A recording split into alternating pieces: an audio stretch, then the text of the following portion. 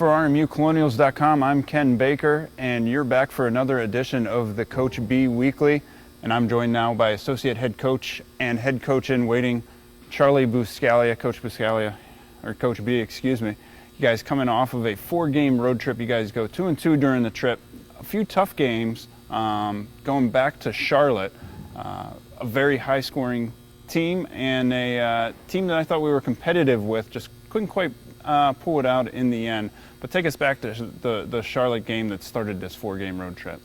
It was a tough game to come from. You know, we played a Division II opponent. We had a pretty easy time at home, and then we went off and played a team that played a completely different way and was much more athletic, and we weren't ready to handle that yet. And so it was a good wake-up call for us about what the things we needed to do better defensively, as they scored a lot of points on us.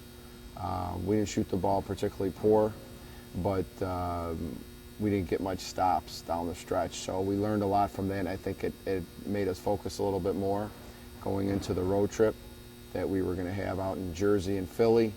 And I think that game, being a wake-up call, helped us go into Monmouth and hold them down to well below their total of points averaging per game, and then going into LaSalle and really being hungry to finish off that road trip with another win by a lopsided victory, where I felt we just completely outworked LaSalle. So as going back on the road trip of those 3 games, learned a lot at Charlotte, carried it into our road trip out at Monmouth and LaSalle, and we played much harder on defense and got after it more, and we did really well out there. Finishing up last night at Youngstown, we went backwards a little bit there. It was a different environment. The crowd was very into the game. The game was being officiated very closely. There was a lot of calls that we didn't understand from a coaching staff, but we've always taught, move forward and don't let that bother you. And I think I know we didn't do that well. We did not go forward when it came to our maturity and handling a questionable call or a tight call, and it affected us into getting into foul trouble and affected us mentally on the offensive end especially. And you talk about that Youngstown State game last night, the Beagley Center in Youngstown, Ohio. It's a loud arena. Their fans were really into the game, and it was a tough environment to play on. How do you react to that? Because obviously last night I don't think in talking to the staff and yourself that you guys were real happy with the reaction of the team. What do you learn from an experience like that? We learn we still have a long way to go to be where we need to be maturity-wise on the court with handling adversity. Adversity is going to come. People across the world watch sports and they see talent. And they see talented players running around and see people put up big points or big rebounds, and they feel like it's fantasy. You put this points with that points and this points with that point, and you make a great team. Well, that's not the reality of things. And if anybody were to be in our position and go through the process of being around athletes and being around teams, they would learn that, you have to be tough in adversity. When adversity comes, you have to rise together, stay positive, and look forward, not dwell on the past, and to let one call affect your next play and your next play. And it's more of a trickle-down situation when it comes to a team, because people look towards other people to bring them up or take them down. Last night, that's what happened. We just lost control of our emotions, and we have got to do a much better job of dealing with things not going our way, because it's going to happen again. You, looking back at the box score, we did not shoot well from outside, but I think you have to be, at least on the offensive side of the floor, happy with the way that your front court played.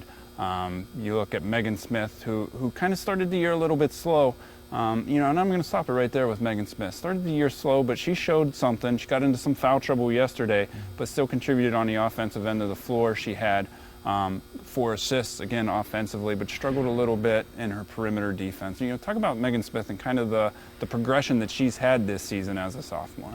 She was a lot better last night when it came to one of the players that did a good job of dealing with adversity. Usually that's something we've been working on with her because she's fired up.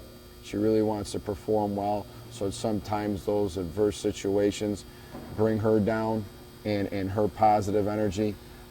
Last night she did a great job of dealing with what was presented to her with some tough foul calls that we've watched on film, and they were very tough foul calls that put her in that position. And her, earlier in the season or last season as a freshman, would have had a lot tougher of a time than she had last night dealing with that. So good for her that she was able to be better in that spot of adversity. She's been picking it up the last couple games offensively. Yeah, LaSalle, she played well as well in that game. Yeah, she's hits her. She's hits her outside the 3-point shot. She's gone to the basket off the dribble. She's cut well to the basket after screening. Finished around the rim. So the last 2 games, she's starting to show the progress that we expected out of her from the beginning. Sometimes things don't start off the way you want, but it's good to see her now moving in the right direction, both on the court and up here in the mental game. We talk about the forwards as a whole. Michaela Mulrain, she's had 2 double-doubles this season, had one against West Virginia Wesleyan, another one against LaSalle. She gets into double-figure scoring last night. Leah Warmack, your reserve center, 50-year senior, coming off the bench, had a good game last night. And Jocelyn Jones, though the shooting numbers weren't there, she had a little bit of trouble finishing around the rim, played with a lot of energy last night. So your 4 forwards last night, I think you kind of have to take a positive look on, again, what they did on the offensive end of the floor, a little bit of trouble on the defensive end of the floor. But I really think your front court was coming together.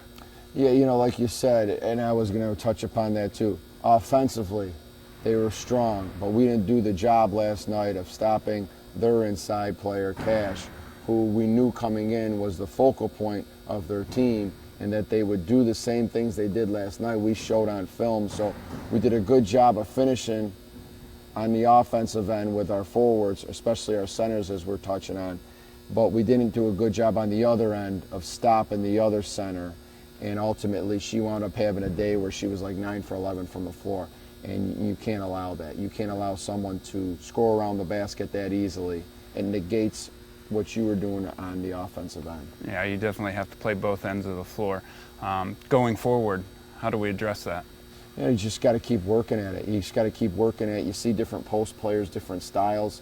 Cash was more of a long, lean, athletic kid that you could throw the ball up to, understood how to catch it on a lob, would go around you if she got walled up underneath the basket. She was very good at dribbling around the basket. She put in a reverse layup and things like that. So we saw a player that's only a sophomore that's developed pretty well in a year, and she's been now stepping up as the main piece to that team. And we saw some different things that she did, as opposed to when we were at Charlotte and struggled, we saw players that faced up and shot the ball over us. We hadn't seen that. We ain't seen that in a long time. So that was good to see that. And now we see a player like Cass that goes around. Now I expect us to grow from those experiences, and that's what you hope to do in these non-conference games, is grow and get better and not let the same thing happen twice. And you talk about these non-conference games growing and getting better. Northern Kentucky coming up this weekend. Very good Northern Kentucky teams. Played a tough schedule so far, 3-1. Picked highly in the Horizon League, just like Youngstown State was. It's going to be a bit of a test for you guys on Sunday, your first home game since the season opener. They're a very, very strong team, and they've had a great transition from their last league into now the Horizon as far as being picked at the top because they know they're good. They've done a nice job. We've only played them a few years back once. They took us on our own court in our own tournament. So believe me, I'm very aware of their competitiveness and how strong they are. We're going to have to play really well. I've only saw them a little bit on film last night coming back from the game. We go right to work right after. So even though the game's not until the 29th, we wanted to make sure we start getting them in our heads right away and start getting our strategy together for playing them. And from what I've seen so far, they're good. You know, they played a strong schedule, like you said. They took down Marquette, who's a top, Marquette. It's a Yeah. high level program. So we know that's going to be a tough game for us. We're going to have to really work hard and get better at the things we didn't do last night. You guys are 3-2, off to a 3-1 start. One of the best starts we've had under Coach Sal in the last 13 years. Given that Robert Morris traditionally plays a very strong non-conference schedule. But again, midway point, 3-2. Going forward as we head into January, looking ahead a little bit, what do you expect to see out of your team in the upcoming month?